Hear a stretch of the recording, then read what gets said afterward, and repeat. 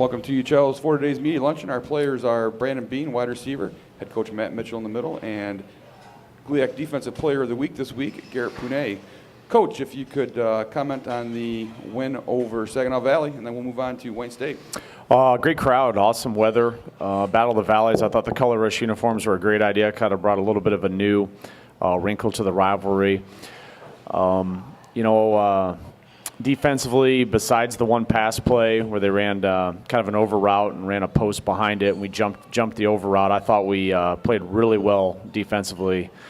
Fit the run, hit the quarterback, had 6 sacks, and probably hit him 10 to 12 times beyond that. And really, we're playing fast, playing extremely physical, playing with a lot of discipline. It was great to see, in all black, our defense run around, playing very dominant. Special teams chipped in, did some nice work. There we obviously blocked a punt. Jalen Harden with just some great individual effort on the block punt. We also forced a turnover on another times we punted too, gave our offense some short fields. So, first half offensively, if we don't turn the ball over inside the red zone twice, one was an interception, which I'm not going to obsess about too much because we tried to take a shot there on a double move. But if we don't throw the pick and we don't fumble, we're probably walking out there with an additional 14 points or up 34-6 at halftime and feeling like we had played a really good half. But those 2 turnovers did taint, the performance that we had in the first half. Second half, continued to play strong on defense, special teams. We got off schedule a little bit offensively, got ourselves into some 3rd and longs. Weren't real good on 3rd and long, but we got to try to avoid getting on 3rd and long. Dropped a couple balls, had some procedure penalties, just weren't really crisp. So, I think it's imperative coming back that we get some things cleaned up offensively. It was nice to have, Nick Dotson back out there, and Erston made a play, but we didn't really get the ball much to Brandon in the second half.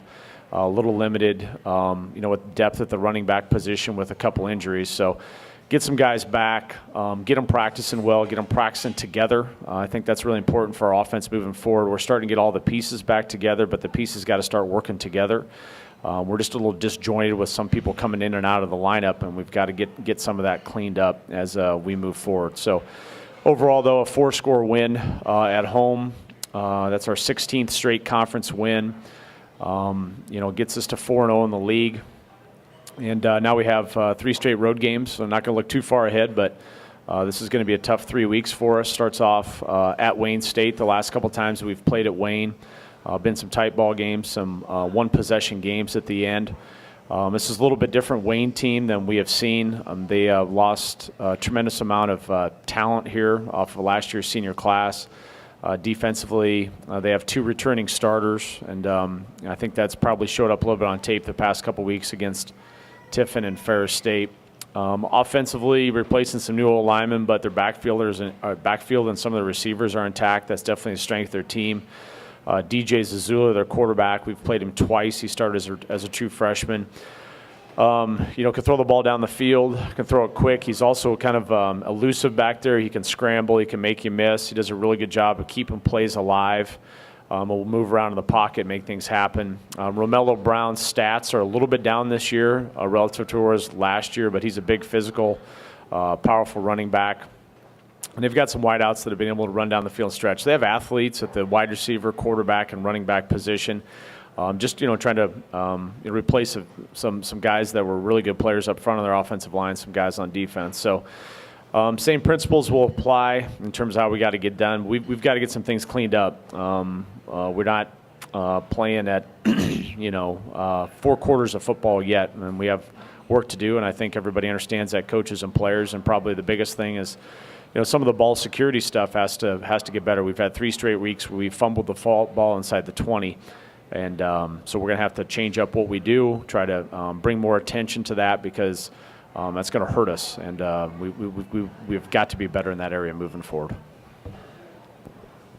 Coach, does playing at night at Wayne State offer any different challenges, or are you guys used to it because you play home games at night? That's a great question. Obviously, our first road game was at a nighttime till. We struggle with that. I think we always have to do a good job of finding a balance. Saturdays, we travel the night before and get into the hotel. Saturdays, there's a fine line between doing too much, and by the time the game comes, they're kind of burnt out from all the stuff we're making them do. But the flip side, if they just sit around all day and don't do anything, and then I'll suddenly have to try to get things cranked up, that's not great either. So hopefully we can learn from some of our past experiences with night games on the road and be better prepared for those situations, because it is kind of unique with some of that downtime. I think it's a little bit different when we're at home, because they're in, they're in their dorm rooms, their apartments, they're kind of hanging out and doing some things. It's just a little bit different challenge when you're on the road and you're locked into a hotel that we have to be better at than we were week one.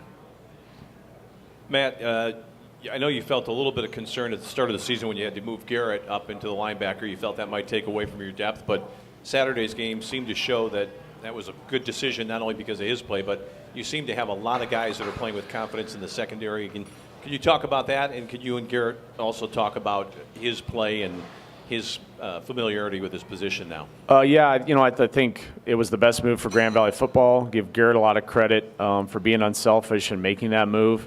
Obviously, was super productive. On the one pick, I think is kind of was a really good job. He was kind of down in the box, and we bailed him back, pre-snap to kind of get back to play a little bit further deep in the backfield. And I think the quarterback didn't see him when he came across the field on the pick. So his versatility allows us to do a lot of things. I still think, there's some things in the run fit that are new that, we've faced here through 5 weeks, some pretty diverse offenses, a lot of different run fits. And so as maybe we get into traditional stuff here kind of moving forward, I think Wayne is going to be similar to Saginaw with, some tight ends off and some one-back stuff that get a little bit better at the run fit. But, with the depth of safety and obviously Kyle Short's playing really well and really attacking his senior year right now.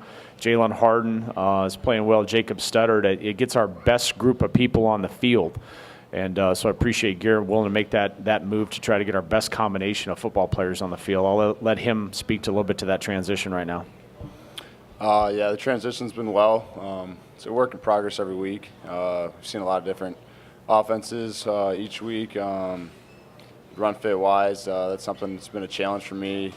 But Coach Lewis and all the other linebackers, we've been working real hard at it and continuing to get better and continue to get more comfortable each and every week. And it's a very, very nice feeling when you got guys behind you that if you're not there, they're going to make a play.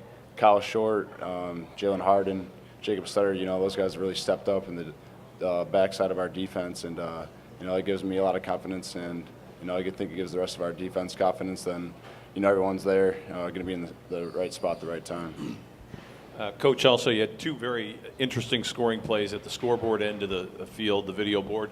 The one was to Nick, where you looked like you fooled everybody in the park, him running the other way, which he got him wide open. But the other one was the touchdown that Brandon had. It was kind of a complicated play for being so close to the goal line. It's sort of surprising that you pulled it off. Did it look as impressive to your on your film study as it did when we saw it? Because it looked like 4 or 5 guys got really good blocks on that particular play, and he was just able to kind of walk it in. Yeah, I think we were in the game planning meeting on that particular day, and we had remembered back. We'd given, in the regular season game against Ferris State, we gave Brandon a fly sweep, and he did a good job in that situation. So we took a look at it. We took one of our third-string tight end, Grant Dempster, and we flexed him out wide, and you kind of got to go cover the guy, even though he's got a cast on and he's a tight end and probably can't catch a ball. You still kind of got to put somebody out there. And we kind of moved Brandon into where that tight end lines up, and we had some really good edges on that play. You had on the line of scrimmage at the point of attack, you had Nick Kaiser and Pete Sender, and then you had Bryce Young-Walls, who's proving to be really good leading some things. So I think when it comes to some of the fly sweep discussions, when we're in the field and maybe we can get some space, we think about Brandon Wadley. When it's shorter yardage or condensed space, we think about Brandon Bean because of his size and his feel back there. So I think it was what Grand Valley football is kind of about. We hope it to be about. Spent some time in a game planning meeting, putting together a plan. I think we had the right people in the right positions, and then our kids, our players went out and executed it really well. And I'll let Brandon speak about it, but once he had the ball in his hand, I thought it was pretty smooth sailing for him, green grass to the touchdown. Like you said, the coaches drew up, perfect play. Dempster out wide, it was like a scene from The Blind Side. He drove his man almost to the fence. Bryce and I mean, everyone, it blocked it so well. I mean, Coach Mo could have ran out there in pads, and he could have walked it in himself. So, I mean, it's just shout-outs to the team, you know, that they made that play happen. So this is the only game, first and only game this season that you guys will be playing down in the Detroit area, and I know you guys got a lot of players from there, including Bean, if I remember correctly. What kind of crowd are you guys expecting from family, friends, and fans? We've always done a great job on the east side of the state. I mean, I think, as you mentioned, we recruit the east side of the state predominantly. There's a lot of good football players over there, so we're over there recruiting a lot. There's a lot of guys on our team from the greater metro area of Detroit, and there's a lot of alums on the east side of the state too. We have a lot of football alumni and university alumni over there. So, we're butting up against Michigan State, but the people love Laker football. They'll be out, and it feels like every time we've gone there that visitor sideline's really been packed with the Laker blue. So, Coach, with this being the first game of a big 3-game road trip against 3 quality opponents, does that change the way you guys are game planning or preparing for this? It doesn't change anything. Monday, Tuesday, Wednesday, Thursday. Obviously Friday, Saturday, a little bit different being away from home, but how we approach it, how we do it makes no difference road or home. What really makes a difference is the fact that we're turning the ball over and we got some penalties that we have to clean up. So we might change things up based on our performance and what we need to do, but the venue, that doesn't change anything that we do throughout the course of the week. That really has no effect on our preparation. And not asking for specifics, but you seem to indicate that the overall health of the team is progressing or getting better than it has been. Yeah, I mean, we had Kalen Dunham back, who he played in the first half of the Indy game and then had a lower body injury, so he was back. A little rusty, but back in the mix, which helps us immensely with corner depth. I mean, Demario Johnson and Trey Walton had really been holding it down for a few weeks while Kalen was but Kalen's back, so that helps us with depth there. Dotson was back. It was good to see us. Tom had mentioned that we got him wide open on the flag down the touchdown, and I think he's getting back in the mix. He was a little bit rusty. Erston's still getting back there. We'll see how Martavius progresses. He was a little banged up. He didn't really practice at all last week. Tried pregame warm-ups, gave him a couple carries. I know we wasn't quite 100%, and we just ended up going kind of with Bryce, but that's what's been a little bit frustrating. We've had some volatility and some flux at the skill positions, both the wide receivers and the running backs. And so it's been hard to have a consistent lineup and a consistent group of guys. When you talk about 6, 7 wideouts and 2 to 3 tailbacks, we haven't had that consistency out of those 8 to 10 players in practice or competition. And there's been some challenges that we've had, and so we'll continue to try to get those guys healthy and try to get them back. Defensively, though, probably as healthy as we've been in 2017 on that side of the ball. Okay, that will conclude today's media luncheon. It's a 6 p.m. start at Wayne State, and that game can be watched on Xfinity/Comcast, Channel 900. Thanks.